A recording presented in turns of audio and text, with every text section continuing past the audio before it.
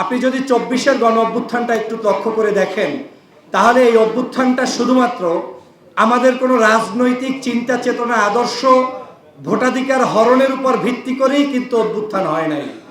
জনগণের যে চাহিদা ছিল ৫৩ বছরের, সেই চাহিদা যখন বাস্তবায়ন হয় নাই, তিলে তিলে যখন ক্ষুব্ধ হয়ে জনগণ উজ্জীবিত হয়েছে এবং বাংলাদেশের সর্বদিক বিবেচনায় যখন এই সরকার, সেই সময়ের শেখ হাসিনার সরকার এদেশের মানুষের জন আকাঙ্ক্ষাকে পূরণ করতে ব্যর্থ হয়েছে, জুলুম করতে করতে এমন পর্যায়ে গিয়েছে যে মসজিদের মধ্যে একজন ব্যক্তি নামাজ পড়তে দাঁড়িয়েছে, ওই নামাজের সময়ও তাকে পিছন থেকে টেনে এনে গ্রেপ্তার করাকে যারা হালাল মনে করেছে, তার বিরুদ্ধে এদেশের জনগণ ২৪-এর গণ অভ্যুত্থানে জীবন দিয়েছে। ঠিক কিনা বলেন? আজকের আপনাদের কাছে সেজন্য বলতে চাই, আগামীর বাংলাদেশকে বিনির্মাণ করার জন্য আপনার কাছে পিকচার ভেরি ক্লিয়ার।